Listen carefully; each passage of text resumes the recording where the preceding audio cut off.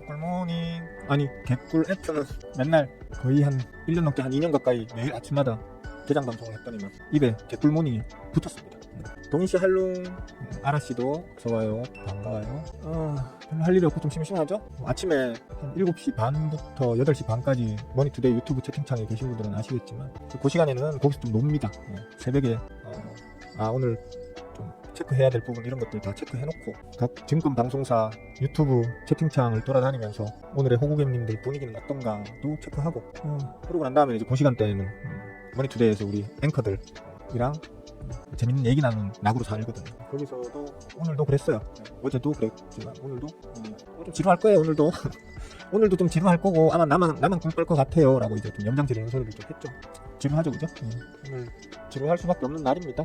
재명이 형아가 도란프를 만나서 정상회담을 하고 사인하고 이러면 좀 탄력을 받을 수도 있겠거니 했는데 지금은 일단 조금 눈치 장세가 계속 벌어지고 있어요. 선반영일까요? 선반영일 수도 있을 것 같긴 해. 마지막에 좀 끌어올렸었잖아요 그죠? 마지막에 이 부분에 요거 좀 끌어올렸죠 그죠? 선반영이라고 봐야 되겠죠. 그러니까 수급 쪽 그 다음에 기술 쪽으로는 빠질 수 있는 최소한 행보할 수 있는 구간이다. 지금은 좀 기대하기 힘들다. 조심해라 라고 했던 게 요 구간이었고요. 언니 얘기하면 7월달부터 계속 얘기했었죠. 푹 빠졌었어요 지난주에. 푹 빠졌다가 재명이 형아 정상회담 기대감으로 다시 좀 원래 자리를 퍽 끄집어 올리고 난 다음에 지금 앞으로 행보하고 있는 중이거든요. 글로벌 지표들이 좀 그렇죠 그죠? 글로벌 지표 상황 자체가 환율 계속 이제 잔줄이고 있고요. 하나의 박스권을 형성하고 있죠 그죠? 잔줄이고 있고 그 이유는 아무래도 미국 달러가 트럼프가 워낙에 지금 정치를 잘해주셔서 워낙에 헛짓을 안 하시고 아주 얌전하게 잘 지내주셔서 달러가 지금 지지부진하죠. 달러 가치가 우리 원화 가치도 지지부진한 상태고 거기에 기름값도 이제 최근 들어서 좀 지지부진합니다. 이런 영향으로 요 최근 며칠 동안 야간 선물 상황도 뭐 그냥 그렇고 그렇다 보니까 조용할 겁니다. 별 재미없을 겁니다. 오늘 아침에는 사실 각 주식 방송 유튜브 채팅창에 참여하시는 우리 호구개미님들께서 공포감이 쩔어 있었거든요 사실. 그 이유는 아무래도 어제 새벽에 발표됐던 엔비디아 실적 엔비디아 실적이 뭐 나빴다기보다는 기대만큼 좋게 나오지는 않았다 정도로 이제 표현할 수 있을 것 같은데 그래서 어제 미국 시장 장외 시장에서 마이너스 3%대까지 한번 빠졌었다고 하더라고요. 제가 일부러 굳이 확인은 안 해봤는데 그랬었다고 하더라고요. 하던데 별 영향 없을 텐데 어차피 엔비디아가 워낙에 지금 반도체 섹터 전 세계 반도체 섹터 내 원톱 대장이다 보니까 그것에 대한 어떤 우려감을 많도 가지던데 우리 시장하고는 큰 관계 없을 텐데 라고 얘기를 또 아침에 그렇게 하긴 했었는데 삼성전자 조금 기술적으로 조금 빠지고 있죠. 1%도 안 되는 약보합 수준이고 스크립스도 장 초반에는 약세로 시작을 했어요 삼성전자처럼. 근데 오히려 다시 올라가죠 그죠? 여러 가지 원인 분석이 있긴 하던데 꼭 결과 나오고 난 다음에 원인 분석하는 인간들 말은 믿을 필요 없죠 그죠? 그건 믿을 필요 없고 그냥 기술적으로 단기 투심이 조금 들어오면서 혼자서 좀 반등하는 걸로 이렇게 보입니다. 수급적으로는 아직까지 이렇다하게 보이는 건 없어요. 스크립스 같은 경우에는 제가 계속 얘기했죠. 요 앞구간에서 여기서 얘기했어요. 여기서 6월 말부터 얘기했어요. 스크닉스에서 물량 빠져나가는 게 그대로 삼성전자로 옮겨가고 있어요. 메이저들이 이제 스크닉스는 익절하고 삼성전자 쪽으로 자꾸 자금을 옮겨요 라고 얘기를 계속 해왔었죠 그죠? 지금 최근에도 뭐 크게 그 추세가 달라진 건 없습니다. 그냥 기술적인 단타쟁이들이 지금 스크닉스 쪽으로 달라붙은 것으로 저는 일단 현재까지는 그렇게 해석합니다. 삼성전자 같은 경우에는 오히려 6월달부터 지금 가파르게 7월달 내내 올랐었죠 그죠? 모르고 지금 이제 횡보하는 이유 있죠 그죠?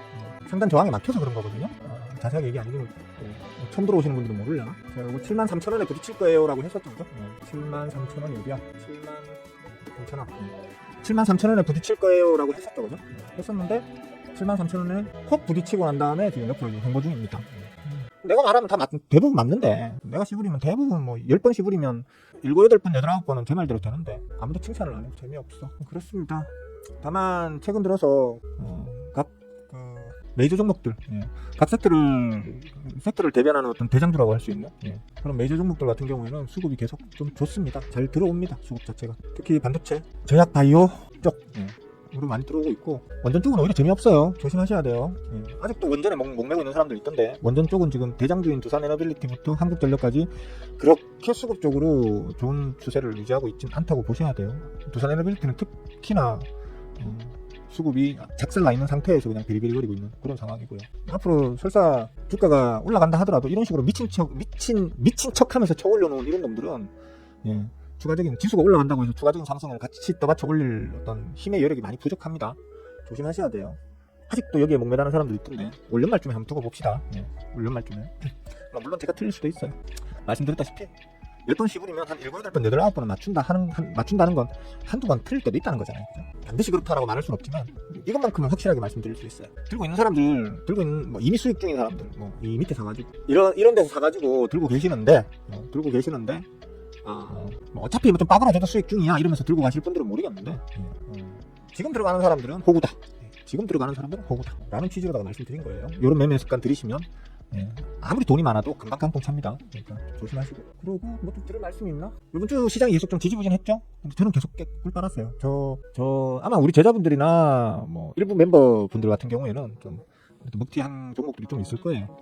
오히려 지금 순환매 돌리면서 일부 섹터들 혹은 일부 몇몇 풀매집 종목들은 시장이 조용할 때 혼자 툭툭 튀어오르면 수급 몰리고 좋죠. 그죠? 그래서 시장 전반이 조용할 때 막 튀어올리는 놈들이 있단 말이에요. 그런 놈들을 주로 이제 포착해서 잡아가지고 꿀 빠는 게 또 제 매매 스타일이고요. 올라서 오늘 목요일까지 꿀은 좀 빨았는데 시장 전체가 조용하니까 저도 좀 기운이 없네. 기운이 없고 재미가 없고 그러네요. 말하는데 이렇게 숨이 차죠? 배가 불러서 그런가? 김경씨 어서 오시고요. 풍경씨도 할로. 모두들 맛 좀 하세요. 점심 드시면서 보세요. 드시면서 보시면 소화가 안 되시려나? 라디오 듣는다고 생각하시고 그렇게 보시면 돼요. 대영씨 어서와요. 절대저놈도 할롱. 뭐 시장 상황이 이래요. 이렇기 때문에 별로 그렇게 제가 할 얘기가 없었는데 그냥 했습니다. 그냥 켰습니다. 습관적으로. 어제는 제가 좀 바쁜 일이 있어가지고 하루 종일 밖에 나가 있어서 점심 방송을 못했고요. 오늘도 몇 시야 지금? 방송 끝나면 또 나가봐야 됩니다. 왜 이렇게 쓸데없이 눈만 자꾸 바쁘고 마음만 바쁜지 모르겠어요. 청구 삼아 말씀드릴 만한 게 현대차 기아차는 뭐 말씀드린 대로 괜찮죠, 그죠? 이번 합의 본게 관세 합의 본게 일단 일본이랑 비교했을 때 우리가 이제 주로 경쟁하는 미국에서 주로 경쟁하는 일본과 경쟁하는 파트가 자동차고 일본 자동차랑 이제 우리나라 자동차가 주로 경쟁을 좀 심하게 하는 편인데 전보다 우리가 또 조건이 좋아졌죠. 우린 무관세 일본 2점 얼마 뭐 이랬는데 우리 15% 맞는 대신에 일본은 17점 얼마인가 뭐 그렇게 맞게 됐죠. 그러니까 쉽게 말하면 우리는 빵에서 15 더한 거고 걔네들은 2점 몇 프로에서 15 더한 거고 기존과 똑같아. 기존과 똑같은 상황이라서. 근데 똑같이 올리면 원래 그건 아실 거예요. 예를 들어 뭐 1억짜리 차를 관세 제로로 팔 때는 수익가 1억짜리를 관세 제로로 팔 때 예를 들어 소비자가가 2억이라면 예를 들어 2억이라면 관세 10%를 거기에 두드러 맞으면 1억짜리를 관세 10% 두드러 맞아가지고 원가가 1억 1천만 원이 된다고 치면 그걸 2억 2천에 팔 수 있느냐? 아니죠. 2억 2,500만 원이나 2억 3천만 원에 팔아야 되죠. 뭐 이게 조금씩 더 올라가요. 이게 뭐 어떤 유통 과정에서의 유통 체인 내에서의 어떤 뭐 추가적인 어떤 그 비용도 발생하고 이러기 때문에 관세가 똑같이 15%씩 올라갔다 하더라도 일본이 우리보다 조금 더 불리해지면 사실이라고 봐야 되거든요. 그런 영향으로 아마 뭐 자동차 쪽이 좀 괜찮을 것 같아 보여요 했더니만 현대차하고 기아하고는 괜찮네요, 그죠? 고점을 지금 다시 올리고 있으니까 그런 측면에서는 괜찮다. 할 말 다 했는데. 좋아요 좀 눌러주세요. 좋아요. 놀면 뭐합니까? 좋아요 좀 눌러주세요. 그리고 오늘 목요일이죠? 목요일이고 내일이 금요일이고 잠깐만. 오늘 목요일로 내일 금요일이고 31일이 일요일이니까 9월 1일이 월요일이구나. 일단 지금 미리 공식적으로 말씀을 드릴게요. 저번에 말씀드렸다시피 8월 말일자로 일단 제가 제자톡방에서는 나올 거예요. 8월 말일자로 제자톡방에서 나올 거니까 혹시 이거 보시는 분들 중에 제자톡방에 방장 하시고 싶은 제자분은 저한테 제자톡방에서 따로 이렇게 대화를 걸어주시면 제가 방장 드릴 테니까 방장 하시면 되겠습니다. 저 나오면 뭐 방 폭파될까봐 걱정하시는 분들이 계시던데 폭파 안 돼요. 왜냐하면 제자톡방에 그냥 붙잡혀 계시는 게 아니잖아. 저 때문에 붙잡혀 계시는 게 아니고 제자톡방에 계시는 게 조금이라도 이익이 되고 아니면 만일의 경우에 어떤 대비할 수 있는, 그죠? 만일의 경우에 거기에 의존할 수 있는 게 있기 때문에 다 계시는 거잖아요, 그죠? 저 때문에 있다기보다. 그러니까 방 폭파 될 일이 없을 거고요. 좀 더 안전하기 위해서라도 저 아닌 다른 사람이 방장을 좀 갖고 있는 게 좋을 것 같거든요. 진득하신 분, 저처럼 막 이렇게 막 날리는 사람 말고 진득하신 제자분이 좀 하시면 좋을 것 같아요. 저한테 말씀해 주시는 분께는 제가 방장 권한을 넘겨드리도록 하겠습니다. 그러니까 저한테 얘기해 주세요. 토프러시 오랜만이네요. 괜찮아요. 최근 들어서 좋아지고 있어요. 아주 좋아지고 있어요. 그러니까 특히 8월 달에 싫어. 그러고 보니까 토프러시 진짜 오랜만에 오시네. 한 달 넘었죠, 그죠? 한 달 넘게 만에 오시는 거 맞죠? 하여튼 8월 달 내내 괜찮습니다. 기아도 그렇고 현대가 잠깐만 맞네. 기아가 저번에 내가 그 말한 거 기억나네. 현대차보다는 기아 쪽이 좀 수급에 힘이 좋다. 현대는 약간 지지부진한. 그러니까 지난 7월 말에 요 슈팅 있잖아요. 7월 말에 요 슈팅 이후로, 그리고 눌리고 난 이후로 요 구간에서는, 그러니까 8월 중에는 기아가 좋았고, 현대에서 좀 지지부진하면서 제대로 힘을 발휘 못하던 현대의 그 수급이 빠져나와서 좀 기아 쪽으로 옮겨가는 느낌이다라고 얘기했던 기억이 나는 것 같아요.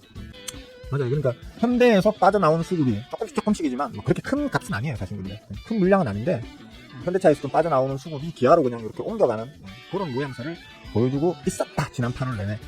그리고 요 최근 요번 주 들어서는 현대차 쪽도 괜찮아요. 현대차 쪽도 지금 수급이 좀 연속적으로 계속해서 들어오고 있어요. 현대차랑 기아는 괜찮다. 사실 저번에 이거까지도 얘기를 해드렸었죠, 그죠? 기술적으로 부딪히는 이유, 지키는 이유 다 있다 이런 식으로 부딪히고 지키고 하는 이유가 다 있는 거다, 뭐 이런 얘기도 했었는데, 그죠?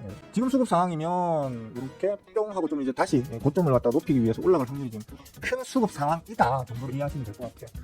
기아도 마찬가지죠. 뿅 뭐 기다리는 게 없어.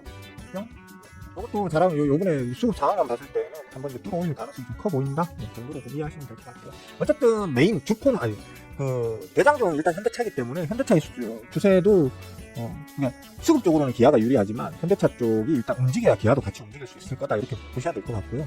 상황, 수급적 상황, 그 다음에 기술적인 어떤 상황, 그 다음에 대외적인 어떤 그런 여건, 이런 걸 다 종합적으로 판단해 봤을 때 현대차나 기아 같은 경우는 앞으로 고점을 계속 좀 더 올려갈 확률이 좀 크지 않겠나 하는 생각이 듭니다. 기술적으로 보면 이번에 이제 전고점 도전하라면 가겠네요. 전고점 현대차도 그렇고 기아도 전고점 아마 도전하겠네요. 근데 이번 다 뚫어올 수도 있을 것 같아요. 아니 말고예요. 아니 말고입니다. 현대차든 기아든 둘 다 수급적 흐름, 그다음에 뭐 여러 가지, 그러니까 뭐 종합적으로 판단해봤을 때 신고가스로 갈 수도 있을 것 같다 정도로 이해하시면 될 것 같습니다. 다만 기아도 요거 깨고 내려가면 좀 조심하셔야겠죠, 기술적으로는. 요거 깨고 내려가면 좀 조심하셔야 되고, 현대차는 지금 그 맥점 자리에 딱 있으니까, 그죠? 맥점 자리에 있으니까 그 다음 하단 맥점 구간으로 보자면 한 이 정도 되겠죠, 그죠? 요 저점을 이탈한다 하면 일단 털어내야 되겠죠. 그렇게 기술적인 어떤 대응책도 미리 생각해놓고 덤벼야 되지 않겠나, 이렇게 보시면 될 것 같습니다. 3주요? 만약에 3주 전에 물어보셨다면 그때는 이제 아직 가리가리 했을 거예요, 그죠? 7월 말에 슈팅하고 난 다음에 그 며칠, 1주 차에 그 며칠 사이에 수급이 좀 들고 나는 걸로는 추세 판단이, 중장기적인 추세 판단이 좀 어려운 게 이런 대형주들의 특징이기 때문에 아주 정확한 방향 예측이 좀 힘들다. 근데 최근 한 달 동안에 현대차와 기아를 이제 한 달 동안의 수급 내용을 놓고 비교를 해본다고 하면 현대차에서 좀 나오는 수급 메이저들이 기아로 좀 옮겨갔고, 이번 주 들어서는 이제 현대차 쪽으로도 이제 좀 메이저들이 자금 투입을 좀 하고 있다 정도로 보시면 될 것 같습니다. 네, 똥캐씨 헬로 한나야, 점심 먹었어? 예? 점심 먹었어요? 뭐 드셨어? 나 아침 먹은 게 왜 이렇게 소화가 안 되지? 지금까지 배가 불러가지고 말하는데 숨이 찼기 때문에. 진짜 저번에 네이버보다 카카오가 아직 유효한가요? 아마 유효할 걸로 보는데, 왜냐하면 뭐 그때나 지금이나 그 잠깐 사이에 어떤 변화가 크게 있을까? 크게 없어요. 지금도 카카오가 더 그러니까 카카오가 요건 아마 요 신고가를 아마 뚫으려고 할 거예요, 아마. 요거를 뚫으려고 아마 할 겁니다. 보통 이렇게 보시면 많이, 아까 보시다시피 이렇게 보면 와 전락이 올랐네 싶은데, 서결이한테 찍혔잖아, 아시잖아. 카카오가 서결이한테 찍혔었거든요. 아니 안 보이네. 이렇게 하면 보이나? 아니 이렇게 하자. 그러니까 잘 나가던 카카오가 뻘짓하고 자꾸 뭐 분할 상장하고 막 개뻘짓하는 어떤 그런 영향이 물론 이제 가장 컸지만, 사실 카카오가 서결이한테 시게 찍혔었거든요. 정확하게 얘기하면 서결이라기보다는 건이한테 많이 찍혔었어요, 카카오가. 카카오 주식 샀다가 처음 올리셨나? 왜 그렇게 카카오를 미워하셨는지 모르겠는데 많이 하여튼 찍혔던 걸로 저는 그렇게 알고 있습니다. 그러다 보니 이제 주가가 저꼬라지가 난 영향도 있지는 않을 거다라는 게 뭐 저의 그냥 뇌피셜인데 공식적으로는 일단 메이저들이 철저히 카카오를 외면을 했었습니다. 빠졌었는데, 일단 정권이 바뀌고 나니까 이제 다시 자기 자리 찾아가려고 하는 어떤 분위기, 그런 모양새는 보여주고 있죠. 보시다시피 뿅 하고 올라탔죠, 지금, 그죠? 올라탔단 말이에요. 올라탄 자리에서 수급 내용도 좋아요, 지금. 그러니까 좀 어떤 저항을 받을 만한 구간을 일단 넘어서 있다는 얘기거든요. 넘어서서 힘을 좀 이렇게 비축하고 있는 느낌이라고 해야 되나? 그러면 지금 룸이 한 요 정도의 룸은 아직 좀 남아있다라는 개념으로 볼 수 있다라는 거지. 그러면서 수급 내용도 좋고 메이저들이 계속 들어오고 있다는 얘기예요. 어떻게 보면 단기 고점 구간인데도 메이저들의 수급은 계속 들어오고 있다. 즉 돈 많은 뭉탱이 돈을 들고 있는 양반들이 카카오를 자꾸 사고 있다. 그리고 그 반대로 메인용 같은 경우에는 레이논 같은 경우에는 좀 이제 잔돈푼 들고 있는 호구개미님들처럼 잔돈푼 들고 있는 짜잘구리한 분들이 이제 네이버 쪽을 건드리고 있다. 어떤 주가의 상승 탄력이 필요하다라는 측면으로 봤을 때에는 아무래도 큰 돈 들고 있는 엉아들이 많이 좀 달려드는 종목이 힘이 좀 더 좋겠죠. 참고로 까까오 여기 있을 때 레이논이 배불러 좋아하는데 레이논 여기 있을 때 그죠? 여기 있을 때 둘 다 뭐 플랫폼 한다 그러면 뭘 고민을 하느냐. 나 같은 건데 까까오를 들고 가겠지만 레이논 살까요 까까오 살까요 하하 고민스러워요 하시는 분들은 두 개 다 사라 이렇게 얘기를 했었죠. 그죠? 두 개 다 사라 라고 얘기를 했었고 요거 찍고 난 다음에 이제부터는 까까오 쪽으로 몰아가자. 까까오 쪽으로 몰아가자. 그 얘기도 바로 얘기한 게 아니고 까까오 요거까지 눌렸을 때 까까오하고 네이버하고 이렇게 많이 눌렸던 요구간 때 얘기를 했었죠. 지금 이제 다시 담아도 되는데 레이논은 말고 까까오만 라고 얘기를 했었죠. 까까오 담은 분들은 다시 이제 정보 좀 도전하러 지금 가고 있는 중인 거예요. 그렇게 보시면 되겠어요. 하여튼 지금도 유효합니다. 지금도 물론 저는 레이논이나 까까오 같은 이런 잡스러운 종목은 별로 안 건드는 편이거든요. 누가 막 이거 둘 중에 하나 안 사면 때려 죽일 거야 라고 한다면 맞아 죽기 싫어서라도 어쩔 수 없이 저는 까까오로 선택을 할 것 같다 라는 측면으로 이해하시면 될 것 같아요. 김치찌개 나도 김치찌개 먹고 싶다. 우리 제가 아시는 분들은 아시겠지만 우리 모친께서 약간 이제 좀 워낙 연로하신 데다가 또 약간 치매 증상도 좀 있으시고 해가지고 제가 이제 식사를 아침 저녁으로 다 챙겨드리고 있거든요. 힘들어요 사실. 힘든데 챙겨드리는 것도 사실 좀 힘들지만 자식으로서 당연히 해야 되는 거라서 그냥 내 팔자르니 하고 이렇게 큰 불만 없이 하고 있는데 한 가지 좀 까딱한 게 뭐냐면 저도 좀 뭐랄까 입맛이 좀 자극적인 걸 좋아하거든요. 얼큰하고 막 매콤하고 이런 걸 좀 좋아하거든요. 칼칼한 이런 거. 우리 모친께서 제가 모친 입맛 그대로 담지 어디 가겠습니까? 우리 모친도 그런 입맛이었는데 연세가 노화가 많이 되시고 구강 컨디션도 이제 젊을 때하고 좀 달라지시고 이래서 그런지 진짜 보드라본 거, 삼삼한 거, 그런 것들만 드셔. 그리고 또 뭐 맛있는 거 있으면 그거 하나만 딱 드셔.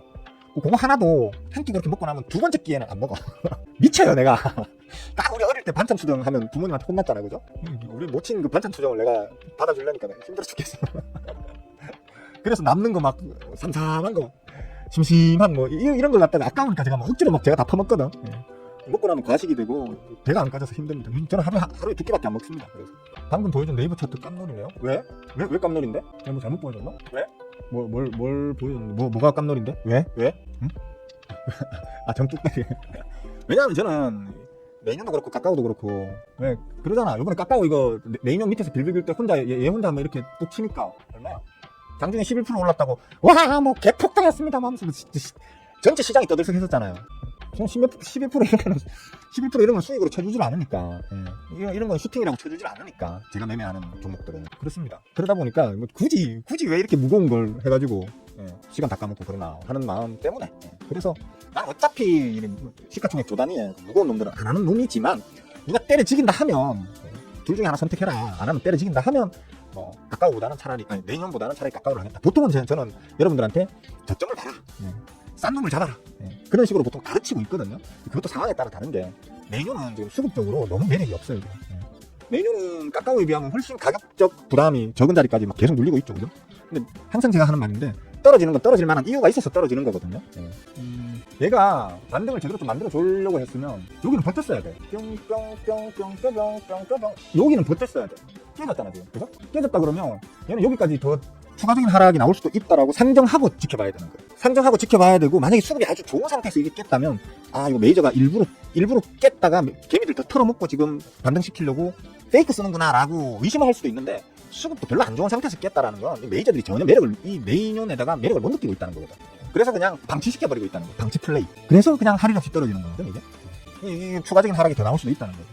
근데 까까오 같은 경우에는 아까도 보여드렸지만 버텐기고 있죠. 그죠? 올라타서 레이논은 할인 없이 빠지고 있을 때 얘는 사라삭 올라타가지고 그 위에서 자리 잡았죠. 그리고 수급 내용도 좋다라는 거죠. 그런 측면에서 둘 중에 하나를 꼭 선택해야 되겠다면 까까오를 하는 게 맞다라고 얘기를 할 수 있다는 겁니다. 엄마한테 집중하면 선선해질 때 재미 보는데 제약바이오 내가 작년부터 샀어. 내가 작년 몇 월 달입니까? 잠깐만. 하여튼 제약바이오 내 작년 1년 전부터 자 지금 바닥이니까 찐바닥이니까 담아 나가세요 라는 말을 아마 제일 많이 했습니다. 반도체하고 제약바이오 두 세트를 투톱으로 잡고 계속 주워 나가세요 라고 했던 게 작년 아마 초부터일 거예요. 작년 4월 5월 이럴 때부터 징글징글하게 많이 얘기했을 거야 아마. 그동안 방송을 한 100회는 안 했겠나 그죠? 일주일에 한 4, 5회씩 하니까 맞지? 100회 이상은 안 했겠나? 1년에? 아니네. 50주, 54, 20, 200회 이상 했네. 방송 200회 이상 했으면 아마 그 한 3, 40번은 제약바이오하고 반도체는 계속 담아 나가세요. 계속 주워 나가시면 돼요. 라고 얘기를 했던 것 같습니다. 삼성전자. 그렇죠. 또 뭐 실제로 이제 예전에는 셀트리온이 제약바이오의 대장주였는데 지금은 삼바로가 그 어떤 대장주 역할을 하고 있죠, 그죠? 삼성바이오로직스.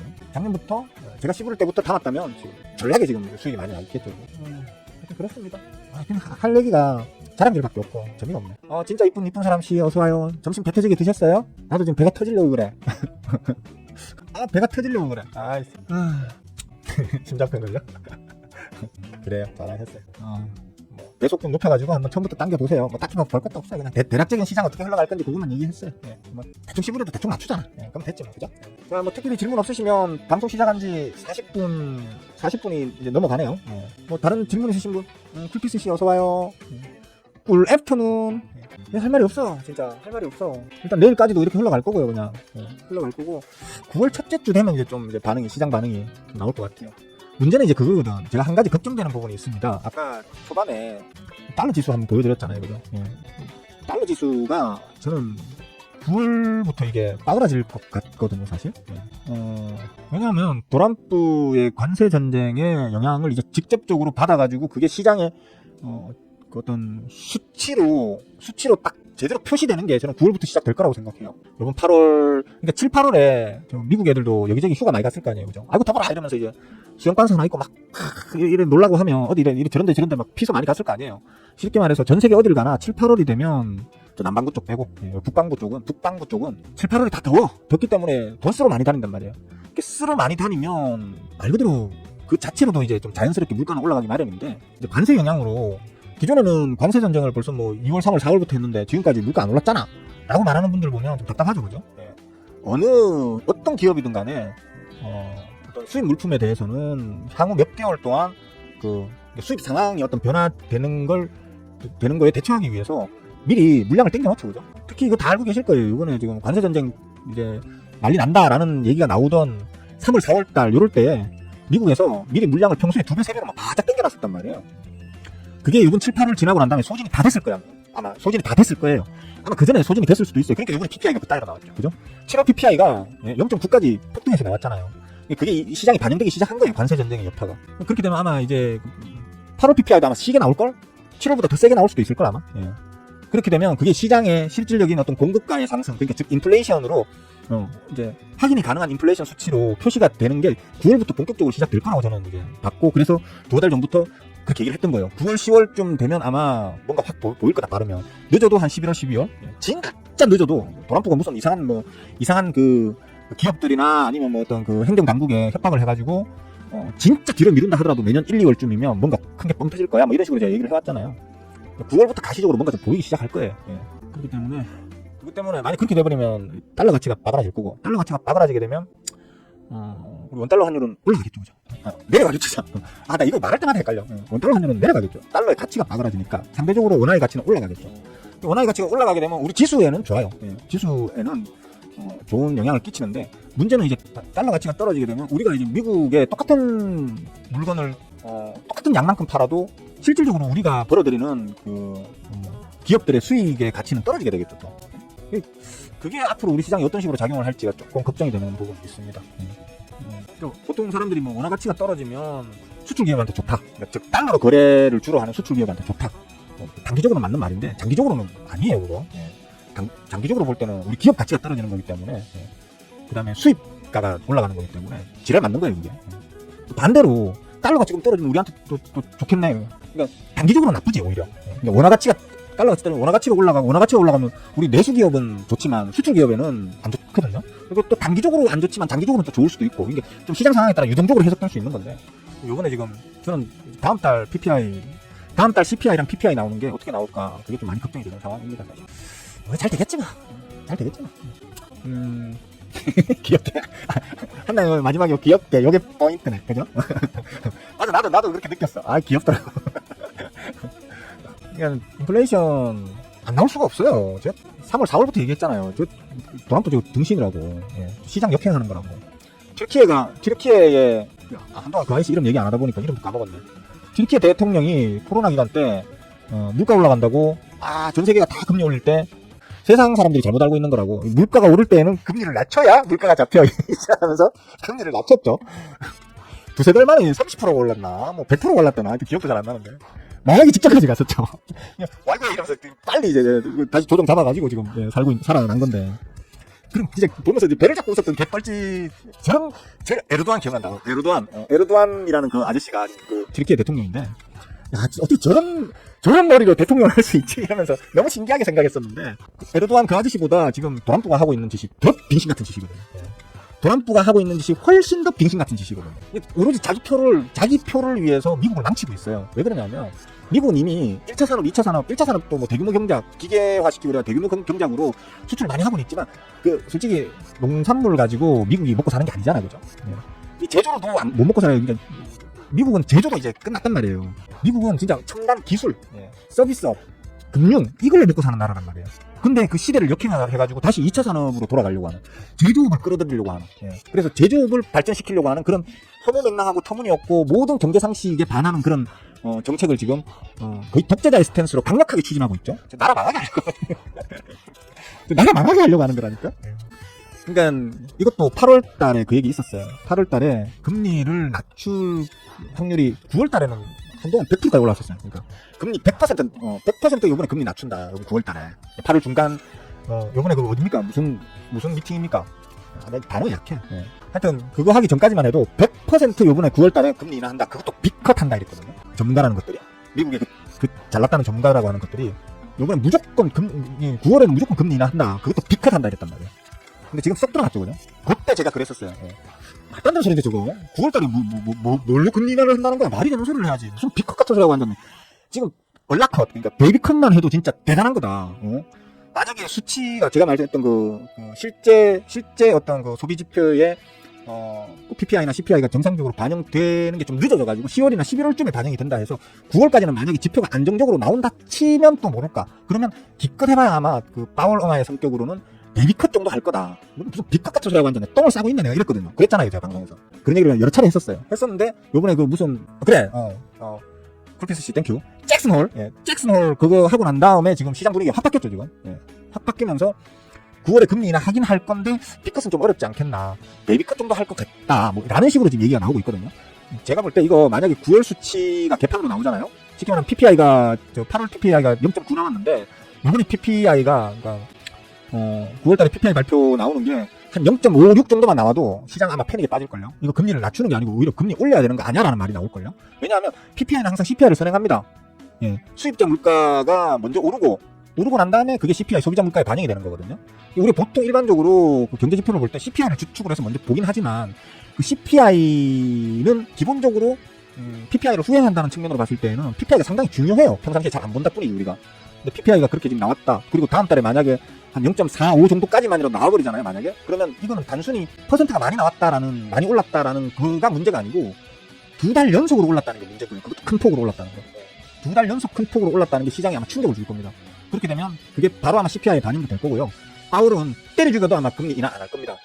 오히려 금리 인상론을 조심스럽게 흘릴 수도 있다고 저는 그렇게 생각하거든요. 이런 얘기를 제가 벌써 두세 달 전부터 얘기했다. 두세 달, 서너 달 전부터 얘기했던 건데. 머리 아파. 난 배부르면 왜 머리가 아플까? 당이 올라가서 그런가 봐. 당 수치 올라가서. 하여튼 그렇습니다. 두 번은 무슨 두 번입니까? 저는 오히려 금리를 올려야 된다는 말 나올까 봐 걱정인데 지금. 그러면 난리 나는 겁니다. 이제 만약에 파월입에서 금리 올려야 될 수도 있습니다라는 뉘앙스가 약간이라도 비치잖아요. 그러면 진짜 시장 붕괴되는 겁니다. 또 미국 시장 박살날 거고요. 미국 시장 박살나면 전 세계에서 미국 시장만큼 단기적인 쇼크를 주진 않겠지만 전 세계 시장이 아마 다 같이 충격을 좀 받을 겁니다. 참 왜 그래 한나요. 경제 기초인데 이거. 한나 이 얘기하면 또 시간 오래 걸리는데 내가 최대한 짧게 얘기해줄게. 한나야, 제조업은 누가 해요?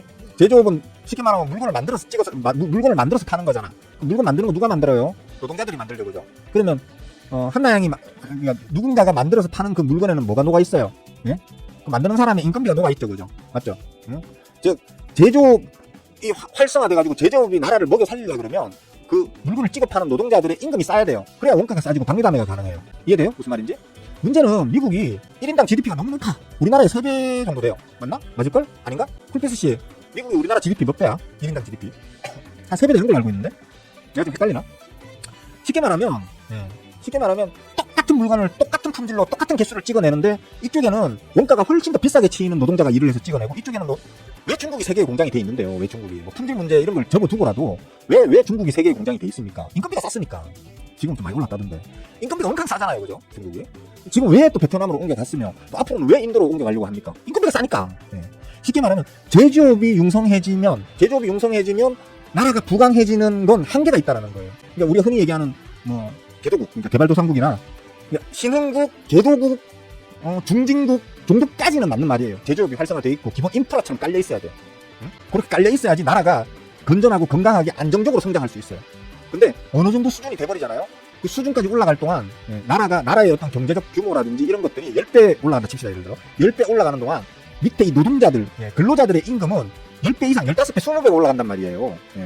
참고삼아 제가 기억나는 게 제가 처음 취업해가지고 처음 학교 졸업하고 제가 잠깐 취업한 적이 있었는데 처음 취업해서 제가 받았던 월급이 저 딴에는 좀 좋은 회사, 우리나라 대기업이었거든요. 대기업이었는데 23만 원 받았어요, 제가 초봉을. 요즘 23만 원 주면 일 안 하죠. 장난 안 하죠, 그죠? 요즘 그러면 장난 안 하, 이렇게 하냐, 그지? 인건비가 많이 올라가게 되면 제조업은 바그라질 수밖에 없어요. 그렇기 때문에 항상, 그러니까 1차 산업, 농업, 뭐, 수산업, 뭐, 임업, 뭐, 이런 1차적 산업에서 2차 산업으로의 도약. 그러니까 그게 도약이 되려고 하면 1차 산업이 단단해야 돼요. 그리고 2차로 도약하고 나면 1차는 국내가 아니라 우리보다 못 사는 국외로 돌리는 거예요. 그래서 우리가 농산품 이런 것들 수입을 갖다가 우리가 처묵처묵하는 식품류 중에서 90% 이상을 해외 수입에 의존하는 이유가 그거예요. 그리고 제조가 활성돼가지고 또 탁 크다가 그게 어느 정도 한계에 부딪히잖아요. 부딪히면 이제 3차 산업으로 넘어가야 되는 거예요. 서비스업이나 이런 쪽으로. 넘어가고 나면 2차 산업은 또 해외로 빼야 돼. 우리보다 인건비 싼 나라로. 그래서 중국이나 베트남으로 우리도 다 생산 공장을 다 이전한 거란 말이에요. 우리도 이제 선진국에 들어섰잖아요. 전 세계 선진국들 다 보세요. 제조로 먹고 사는 나라가 어디 있는지. 1차 산업 뭐 농업 임업 수산업으로 먹고 사는 나라가 어디 있는지. 노르웨이 빼고. 노르웨이 계속 희한해. 물고기 잡아가지고 선진국이 돼가지고 희한해 보면. 하여튼 그렇습니다. 선진국에 들어가 있는 나라들은 전부 다 금융, 서비스, 의학, 그 다음에 첨단 기술 다 이런 것들로 먹고 살아요. 원천 기술, 특허 관련된 원천 기술 뭐 이런 거 그런 걸로 다 먹고 사는 거란 말이에요. 그러니까 무조건 공장 많이 지으면 잘 먹고 잘 산다가 아니에요. 잘 먹고 잘 산다가 아니에요. 그러니까 그 나라의 어떤 경제의 규모나 질에 따라서 공장이 많을수록 유리한 나라가 있고 공장이 많아봤자 천하에 쓸모가 없는 나라도 있다는 거예요. 그러니까 우리나라도 지금 이제 변화되어 가야만 해요. 이제 제조업 중심의 어떤 산업 구조를 빨리 이제 어떤 3차 산업, 첨단 산업 분야 쪽으로 빨리 옮겨가야 됩니다. 반도체뿐만 아니고 제약바이오를 자꾸 키우려고 하는 이유도 그거예요. 제약바이오가 이게 좋잖아. 마진이 좋잖아, 제약바이오가. 하나 빵 터뜨리면 마진이 좋단 말이에요. 또 뭐야? 금융, 우리나라 금융교육 좀 시켜야 돼요. 제가 지금 하고 있는 게 어떻게 보면 진짜 금융에 딱 수박 그달기식의 아주 가벼운 부분을 가르치고 있지만, 그래서 여러분들이 주식 투자할 때 요것만 알아도 개꿀 빠르고 하는 그 정도 수준을 가르쳐주고는 있지만, 사실 엄밀히 얘기하면 우리나라 금융교육이 전 세계 다른 선진국들에 비하면 엄청나게 낙후돼 있어요. 그래서 제가 금융교육 학교에서 정규 교과목으로 금융을 좀 더 가르쳐야 된다고 계속 주장하는 이유가 그거예요. 가급적이면 중학교, 고등학교 때부터 가르쳐야 된다고 하는 이유가 그렇습니다. 무슨 얘기하다 이게 끝나? 터무니없어요. 터무니없다고요. 그러니까 미국이 지금 그 공장 돌려가지고 얼마나 부가가치로 올릴 거라고요. 아니 걔네들 인건비가 우리나라도 지금 인건비 많아가지고 근로자들 인건비 너무 비싸다고 난린데, 그런 우리나라 근로자들의 인건비 3배를 받는다고요, 걔들이. 또 삐리한 회사도 2배 받고 또 괜찮은 회사 3배 이상 받는다고요. 그런 데서 우리하고 똑같은 물건 만들어가지고 무슨 경쟁력이 있어요? 안 그래요? 한 번씩 망했지만 지금은 세계 최강대국이자 세계 최고의 선진국들 중에 하나잖아요. 한 번씩 망하는 게 준비 안 된 채로 덩어리만 커지니까 망하는 거지. 대신에 우리는 타산지석이라는 걸 먼저 배우잖아요. 미국이나 네덜란드, 뭐 아일랜드도 있고요, 그죠? 아일랜드도 있고 노르웨이도 좀 삐리했었고요. 스웨덴, 요즘 말 많았던 스웨덴도 있고요. 잘 나가다가 한 빠그라지고 난 다음에 극적으로 다시 회생한 나라들 많이 있어요. 몇몇 군데 있어요. 이탈리아는 아직 좀 빌빌거리고 있지만, 하여튼 그런 나라들, 걔네들의 어떤 실패했던 부분을 우리가 먼저 배워서 우리는 그런 실패 안 해야지 이러면서 준비하면서 옮겨가면 되는 거거든요. 그렇게 하면 되는 거예요. 옮겨가야 돼. 우리는 언제까지 공장에서 물건 찍어내가지고 그걸로 나라가 지금보다 더 부강해질 방법이 없어요, 솔직히. 방법이 없다니까. 2000년에 205만원? 뭐가 2000년에 205만원? 초대사 여의도 쌍둥이 되니? 아, 그랬어? 마을씨 기팀하고 있었구나. 왜? 얍삽하게 기팀을 하고 있어. 들어오면 바로바로 인사 좀 하고 하지. GDP 높은 나라가 제조업이 성장하는 경우가 없어서 불가능하다고 트럼프의 생각이 잘못되는. 아니라니까. 근본적인 원인은 인건비가 비싸다는 거니까. 그러니까요. 그거는 트럼프의 정책이고 뭐고 이런 거 다 칠 필요 없어요. 생각해봐요. 한나영이 어떤 기업의 오너라고 한번 생각을 해봐요. 한나영이 기업의 오너야. 그래서 내가 회사를 차릴 수 있어. 근데 내가 회사를 차려가지고 인건비 100만 원 주면 내가 100만 원을 뽑아먹을 수 있는데, 그러니까 내가 이 회사를 차려가 200만 원을 벌 수 있어. 근데 인건비를 100만 원 챙겨주면 내가 100만 원을 먹어. 예, 그런 기업이 있다 치고, 또 내가 얘 하면 200만 원을 벌 수 있는데 인건비를 150만 원을 줘야 돼. 그럼 난 50만 원밖에 못 먹어. 예? 그러면 한나영 같은 경우에는 100만 원 먹을 수 있는 기업을 차릴래? 50만 원 먹을 수 있는 기업을 차릴래? 그래서 기본적으로 인건비가 높은 회사의 이 물주들은 제조업 쪽에 투자를 안 하려고 한다고요. 속 시끄럽고 내 노조 때문에 싸우고 막 정신 헷갈리고 내 공장 안 돌아가고 막 뭐 벽돌 비빅 날아다니고 막 화염병 막 집어 던지고 막 중리산이하고 막 그렇게 속 시끄럽게 해가지고 50만 원 버실래? 그냥 가만히 있으면 100만 원 들어오는 그런 곳에 투자하실래? 그러니까 트럼프하고는 무관하게라도 미국은 이제 제조업으로 먹고 살 수 있는 나라가 아니라니까요. 예? 제조업으로 먹고 살 수 있는 나라가 아니에요. 잘못 생각하는 거라. 이렇게 하면 돼. 근데 트럼프의 지금 그 관세 정책이 제대로 효과를 발휘하려면 관세를 미국 전체로 묶지 말고요. 우리가 흔히 러스트 벨트라고 명명하는 그 일부 제조에 특화되어 있는 스테이츠들이 있잖아요, 그죠? 예? 저 위쪽에 그 어디 그게? 예? 그러니까 거기 가면 공장들이 더글더글해. 그 주에만 가면. 예. 공장들이 더글더글해. 뭐 캘리포니아니, 뭐 워싱턴이니, 뭐 뉴욕이니 이런 데 말고 저 위쪽에 가면 있어. 예. 막 철강, 금속, 뭐 이런 거에 특화되어 있는 기계, 뭐 이런 거에 특화되어 있는 그런 주가 있단 말이에요. 예? 걔네들 쫄렁이 모여있는 걸 가지고 러스트 벨트라고 부른단 말이에요. 그러니까 그 주에 들어오는 물건들만큼은 관세를 갖다가 별도 지정하겠다라는 식으로 만약에 정책을 펼쳤다면 저는 조금 좀 그럴듯하네 하겠어요, 저 같으면. 예.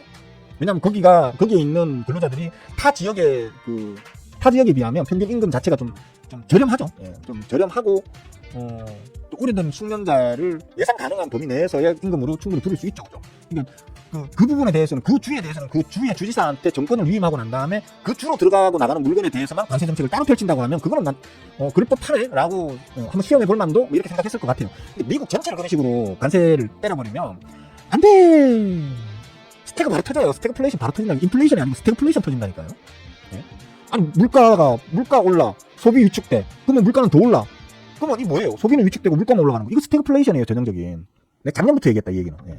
이 얘기는 내가 작년부터 했다. 하여튼 그렇습니다.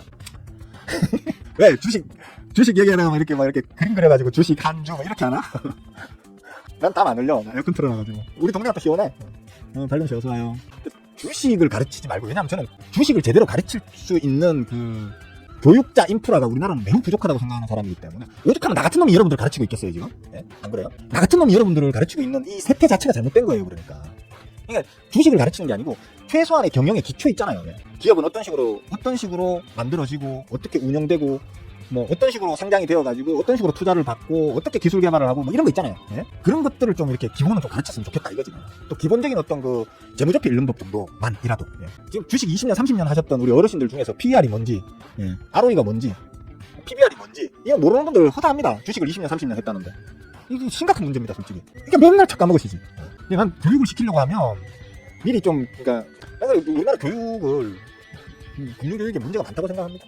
재명이가 뭐 5천을 보내주니 어쩌니 그런 소리 하기 전에 그 얘기를 하면서도 같이 기본적인 어떤 그런 금융교육과 관련한 걸 뭐 지금은 노인네들 학교에 다시 불러들여서 가르치지 못할 테니까 뭐 전국 뭡니까 주민센터? 예, 주민센터 같은 곳에 왜 그 노인들이나 뭐 상대로 해가지고 뭐 짱구 치는 것도 가르치고 막 노래 부르는 것도 가르치고 하는 뭐 무슨 교실 이런 거 많다 하대. 그러니까 거기에 말 그대로 그 어떤 금융 혹은 투자와 관련하는 어떤 그런 그 기초 지식을 좀 가르치는 그런 어떤 프로그램도 운영되었으면 좋겠다. 그런 걸 같이 병행하면 훨씬 더 효과가 있을 것 같다. 라고 저는 생각한다는 거지. 그렇게 계속 주장을 해온 거고. 그러면. 배불러. 배가 안 꺼서 미치겠네. 현대차가 나중에 로봇을 만들 거예요. 그러니까 제가 계속 얘기한 게 그거잖아요. 자동차 회사는 결국엔 나중에 로봇 회사로 바뀔 겁니다. 예. 생긴 게 자동차 형태를 가진 로봇도 있을 거고, 아니면 사람을 닮은 휴머노이드도 있을 거고, 아니면 뭐 중간에 반반 끼인 뭐 안드로이드도 있을 거고, 뭐 그런 식으로 어떤 분야로 나눌 수 있겠지만 기본적으로 자동차 회사들은 나중에 다 로봇 회사로 진화될 겁니다. 조선소 이런 회사들은 나중에 뭐 우주선, 예. 썬더버드나 뭐 있잖아 왜 그런 거 만드는 회사로 이제 바뀔 거고, 조선사들은 그러니까 쉽게 말하면 거대 로봇이지 사실. 거대 로봇? 그거 좀 다른가? 어쨌든 간에. 그러니까 나중에 미래 몇백 년 후에는 지금의 조선사들은 몇백 년 후에는 아마 다 이제 아까 예를 들면 썬더버드밖에 생각 안 나냐? 그 하록선장 타고 다니는 애꾸눈선장 타고 다니는 그 항모 이름이 뭐였지? 나도 이제 나이 먹으니까 자꾸 까먹는다. 천년 여왕이 타고 다니는 게 썬더버드잖아, 그죠? 근데 애꾸눈선장이 애꾸눈선장 용감하다 애꾸눈선장 이거 뭐였지? 아이씨 기억이 안 나네. 늙어서 그래요. 나중에 또 갑자기 멍 때릴 때 갑자기 기억난다? 그러니까 똑같은 시간을 해도 남들 안 하는 시간에 하면 특근수당이라는 게 있거든. 그래서 그래. 자, 너무 오래 했다. 아씨. 점심 방송을 1시간 11분. 너무 심했다, 이거는, 진짜. 자, 쓸데없는 잡소를 하다가 또 1시간 넘게 씹으렸습니다. 저는 제대로 힘들고 여러분들도 지루했을 걸로 생각됩니다. 자, 오늘 여기까지 할게요. 하고, 뭐 질문 있으면 좀 언제든 기타 없이 하십시오. 예, 이제 뭐 질문하라고 사정사정은 안 하겠지만 질문하시면 답변 잘 해드릴게요. 예. 자, 몇 파이만 할게요. 자, 내일 봅시다. 예. 모두들 빠잉!